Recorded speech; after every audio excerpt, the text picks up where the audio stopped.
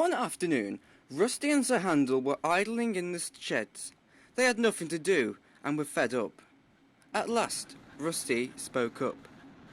"Every day is just the same for me," Rusty sighed. "No, it isn't," Sir Handel said. "Every day is different than the last one, even when you're doing the same thing." "Yes, I know," Rusty sighed. "I mean, do a different job, apart from hauling the breakdown train or working hours in the quarry." "But Rusty, without you, our railway would be in shambles.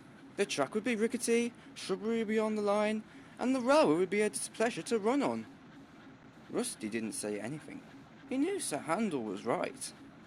"Well, yes, of course," Rusty said. "But I'd like to do a different job, you know. Something different to do." "Well, if you want to, you can take my late-night goods to Scarlowy Station." "Thanks for the offer," Rusty thanked. "But I was thinking something different." "Yes?" Sir Handel said. "I mean, like taking a passenger train," Rusty said. "Well, didn't you do that a while ago?" Sir Handel questioned. "Yes, but that was with a band, not passengers," he replied. "I haven't done that in a long time." "Maybe that time will come," Sir Handel said happily.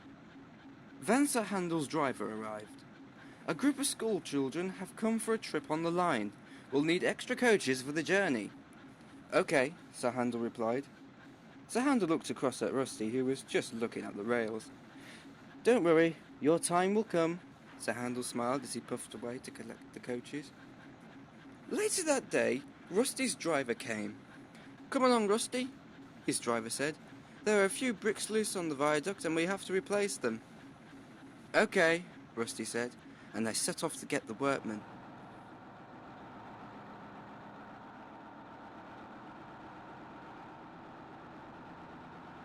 As they were repairing the viaduct, Rusty sighed.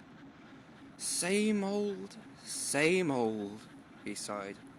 His driver heard him. "What's the matter, old boy?" he asked. "Oh, nothing," he replied. "It's just that I'm always doing the same jobs all the time." "Cheer up, Rusty," his driver said. "I'm sure you'll get a different job to do soon." "Doubt it," Rusty thought to himself.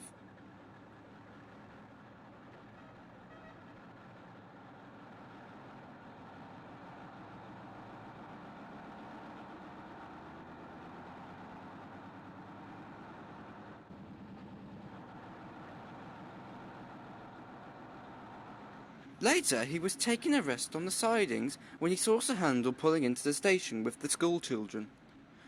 "How are you doing?" Sir Handel asked. "Same jobs," Rusty sighed. "I have to go to the quarry soon to collect some trucks." "I see," Sir Handel said. "Don't worry, things may be different." And then Sir Handel left the station.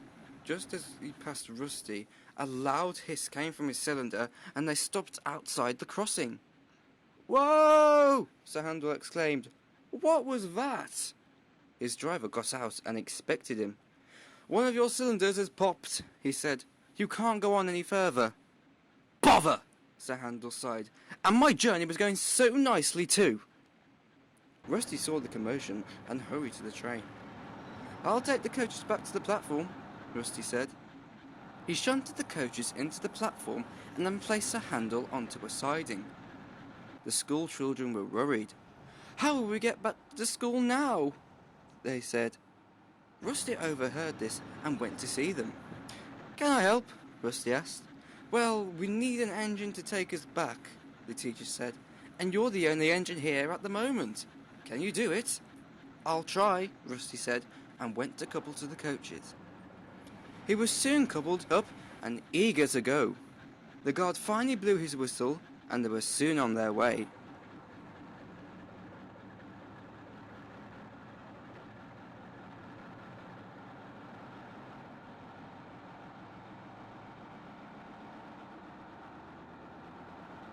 Rusty trundled through the countryside, the coaches rattling happily behind him.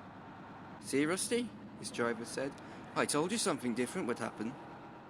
The children stared outside the window at the beautiful countryside. They rolled through the tunnels and journeyed along the cliffside.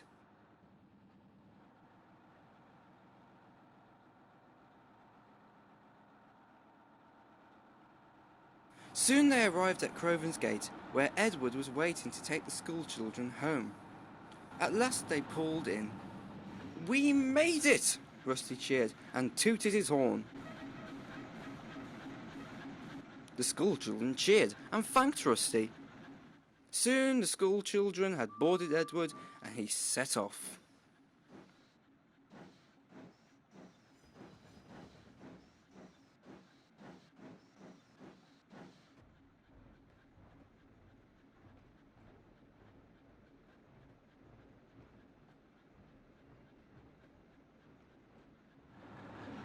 Later that evening, Rusty went to collect Sir Handel. "See, Rusty," he said, "I told you something different would happen today." "And it sure did," Rusty smiled. "I feel much better now." "Well, let's go. We're not stargazing or anything," Sir Handel said. Rusty laughed, and so did Sir Handel. Then Rusty, pulling Sir Handel, set off back to the sheds.